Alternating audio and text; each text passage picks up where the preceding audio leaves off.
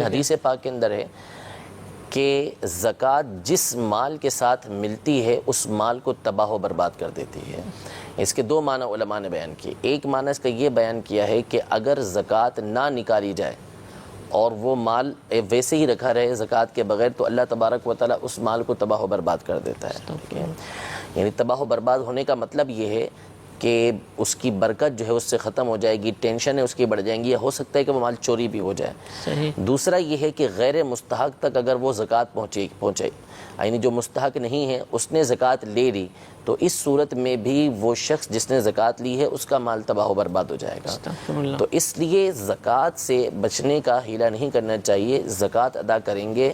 اللہ تبارک و تعالیٰ کا وعدہ ہے وما انفقتم من شیء فہو یخلفہ، جو کچھ تم اللہ تبارک و تعالیٰ کی راہ کے اندر خرچ کرو گے اللہ تبارک و تعالیٰ تمہیں اس کا بہترین بدل عطا فرمائے گا۔ تو زکوٰۃ ادا کرنے سے یاد رکھیے کہ کبھی بھی مال گھٹتا نہیں ہے، اللہ تبارک و تعالیٰ مال کو بڑھاتا ہے۔ زکوٰۃ کے معنی پر غور کریں کہ زکوٰۃ کا معنی کیا ہے۔ زکوٰۃ کا مطلب ہے نشو و نما، کسی چیز کا بڑھنا، بڑھوتی ہونا۔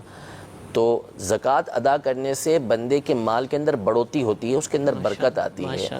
تو اس لیے زکوٰۃ سے بندے کو جو ہے وہ دور نہیں بھاگنا چاہیے، زکوٰۃ ادا کرنا چاہیے۔ اس کے فائدے بندہ دنیا میں بھی دیکھے گا اور کل بروز قیامت بھی اس کے فائدے وہ اللہ تبارک و تعالیٰ کی بارگاہ میں دیکھے گا۔ الحمدللہ، جیسا کہ آپ نے فرمایا کہ زکوٰۃ کا معنی ہی نشو و نما ہے، تو ہم دیکھتے ہیں کہ جن لوگوں نے زکوٰۃیں ادا کی ہر سال ان کی زکوٰۃ کی مقدار بڑھتی ہے۔ اس کا مطلب ان کا مال بڑھ رہا ہے، ان کے مال میں کمی واقع نہیں ہوئی۔ تو یہ اللہ تعالیٰ ان کے مال کے اندر برکت عطا فرماتا ہے۔ ہمیں بھی چاہیے کہ اپنے مالوں کی پوری زکوٰۃ ادا کریں۔